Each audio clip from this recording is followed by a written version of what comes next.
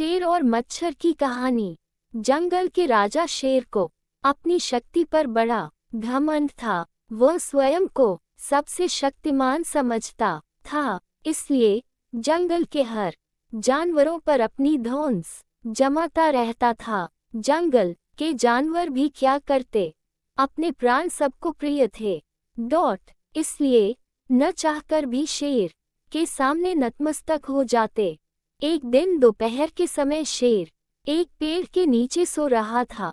वहीं एक मच्छर भिन भिना रहा था, जिससे शेर की नींद में खलल पड़ रहा था।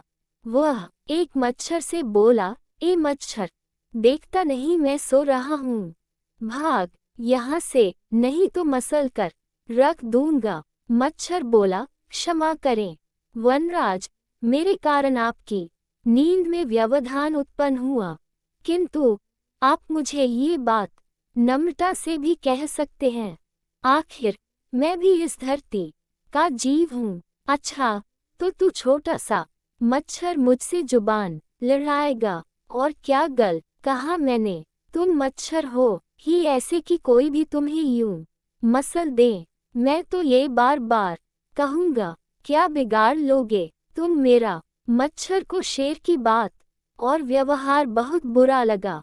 वह अपने साथी मच्छरों के पास गया और उन्हें सारी बताए। सभी मच्छरों को शेर की बात चुभ गई। उन्होंने तय किया कि इस संबंध में एक बार सब मिलकर शेर से बात करेंगे। सभी मच्छर शेर के पास पहुंचे और बोले, वनराज, हमें आपसे बात करनी है, जल्दी बोलो, मुझे तुम जैसों से बात करने की फुर्सत नहीं है। शेर बोला, वनराज, आप होंगे बहुत शक्तिशाली, किंतु इसका अर्थ ये कतई नहीं है कि आप अन्य जीवों और प्राणियों का मजाक उड़ाएं या उन्हें नीचा दिखाएं।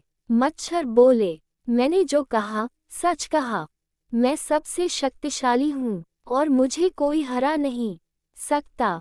घमंड में चूर शेर गर्जा, ऐसा नहीं है, अगर आप शक्तिशाली हैं तो हम में भी इतना सामर्थ्य है कि आवश्यकता पड़ने पर हम किसी का भी सामना कर सकते हैं और उसे हरा सकते हैं।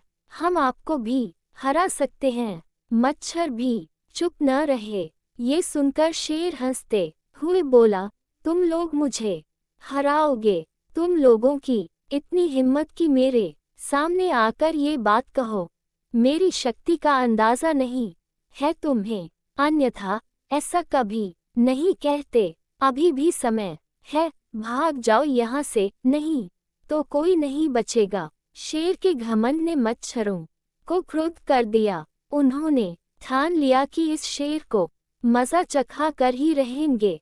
वे सारे एकजुट हुए और शेर पर टूट पड़े। वे जगह जगह उसे काटने लगे। वह दर्द से कराह उठा। इतने सारे मच्छरों का सामना करना उसके बस के बाहर हो गया। वह दर्द से चीखता हुआ वहां से भागा, लेकिन मच्छरों ने उसका पीछा नहीं छोड़ा। वह जहां भी जाता वे भी उसके पीछे जाते और उसे काटते। आखिरकार शेर को झुकना पड़ा। उसने हार मान ली। वह मच्छरों के सामने गिपल गिराने लगा, मुझे बख्श दो, मुझसे गलती हो गई, जो मैंने तुम्हें तुच्छ समझकर तुम्हारा मजाक उड़ाया और तुमसे बुरा व्यवहार किया। आज तुमने मेरा घमंड तोड़ दिया है, अब मैं कभी किसी को नीचा नहीं दिखाऊंगा। मच्छरों ने शेर को सबक सिखा दिया था, इसलिए उन्होंने उसे काटना बंद कर दिया। वे बोले, घमंडी का घमंड कभी न कभी अवश्य टूटता है।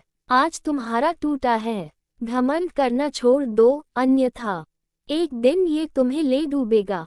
और कभी किसी प्राणी को नीचा मत समझो। हर किसी का अपना सामर्थ्य और शक्ति होती है। शेर तौबा करते हुए वहां से भाग गया। शिक्षा, घमंडी का सिर नीचा